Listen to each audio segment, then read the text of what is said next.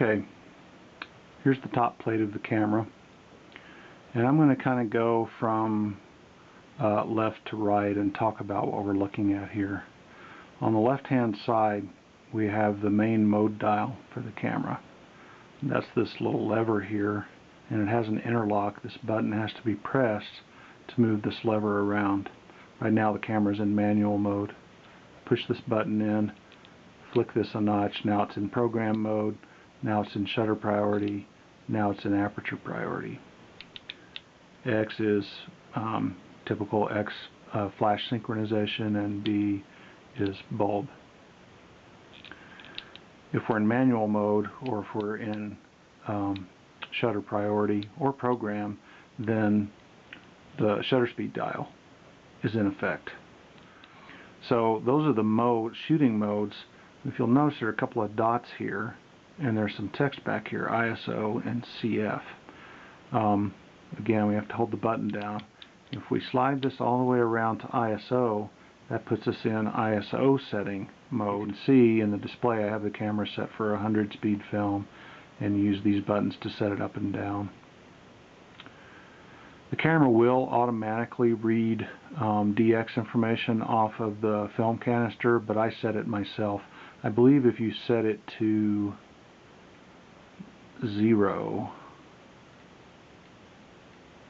yeah, see that DX there? That means it'll read off the film canister. Alright, moving over, now we've set our ISO. The CF position, CF stands for custom function. This is a little tricky. The display is pretty limited, but basically now this window is set to custom function mode. This button takes me from one custom function to the next. There's 9 of them, I believe. Yeah. That clears all the settings back to defaults. Each of these numbers corresponds to an aspect of the camera's operation. I don't remember what they are off the top of my head. You have to have the manual to know that, and you can look that up on the web. Then the second number is what the setting is for that particular aspect of the camera's operation. I believe at 8, which is set to 1 right now, I believe that's the film leader treatment, when you rewind, whether the film leader is left out or not. So that just toggles on and off. Moving to the right, we have a hot shoe, pretty fancy hot shoe. I'm assuming any Contax flash you use, it'll do great through the lens metering of the flash. Right here, this little dial, that is a diopter adjustment for the eyepiece. Moving a little more to the right, we have the exposure compensation dial, pretty much what it sounds like. It allows you to adjust to plus or minus 2 stops with 1/3 intervals.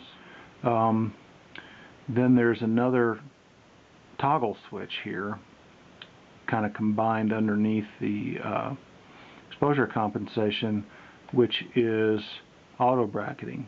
So a half stop auto bracketing or a full stop auto bracketing. That's where that reads out down there. What we would use that for is exposure bracketing, basically. Or if you wanted to do HDR off of scanned film, you could use this feature to do that. The next little dial here is the shooting mode or shutter mode. This setting is for multi-exposure or double exposure type of situations. S is for single shot, C is for continuous. I don't remember what green is for. I think it is for whatever you have the custom setting that goes with your shooting mode, it goes to that setting. I think that's what it is, I'm not sure. And that's the self-timer setting. I'm sure there's a way to set it. I think it's a custom mode. I think by default it's set to 10 seconds, and it'll start reading down 10, 9, 8 in this window when you put it in this mode and hit the shutter button. I'm going to put it back into single shot mode. Right here is probably the most important knob, switch, whatever on the camera. It's the on-off switch and the shutter button. The on-off switch actually, now it's on, and it uncovers this little fluorescent sort of red or orange dot here.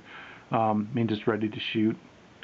This mode is actually auto exposure lock. A lot of cameras you use a half press of the shutter to accomplish that. On this one, you flick it into this position and it stays there as long as you want.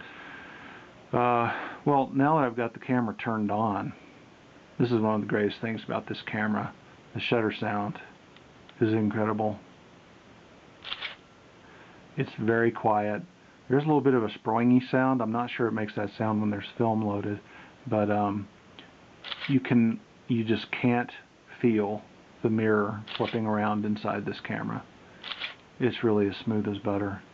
You can shoot pretty fast when it's not in continuous mode. If I put it in continuous mode, you can see it's probably about 3 frames per second or so. I really don't remember what the spec is on it. Okay, moving on to the back of the camera. Again, this is the interlock, unlock for this toggle. This button right here is the rewind knob. You have to push this button in and flick down the lever and it'll rewind your film according to how you have the custom function set. Over here, if I were to pull off this cover, this is the remote shutter release. Over here we have the back unlock. It's kind of a button and slider together. So you push the button in, pull it down, and that releases the back. This guy is really easy to load. I'll demonstrate that in a moment. Not much more to say about the interior of the camera. Okay. Looking at the front of the camera, this again is the auto exposure button, or the auto exposure lock button. This is the lens release button, and this is the depth of field preview button. That sound is the lens closing down to my my selected aperture and opening back up. I guess I can show that.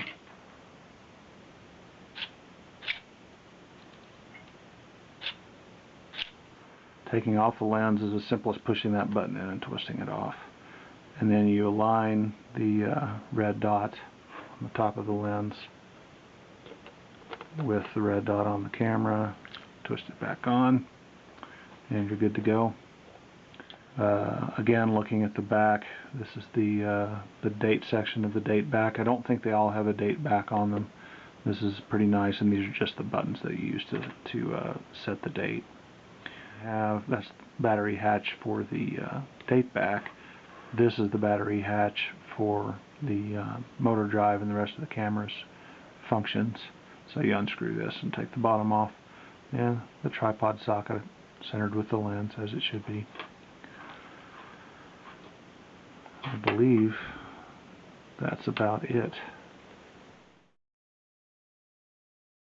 Alright, loading film in this guy is a pretty simple operation. You drop your film canister in,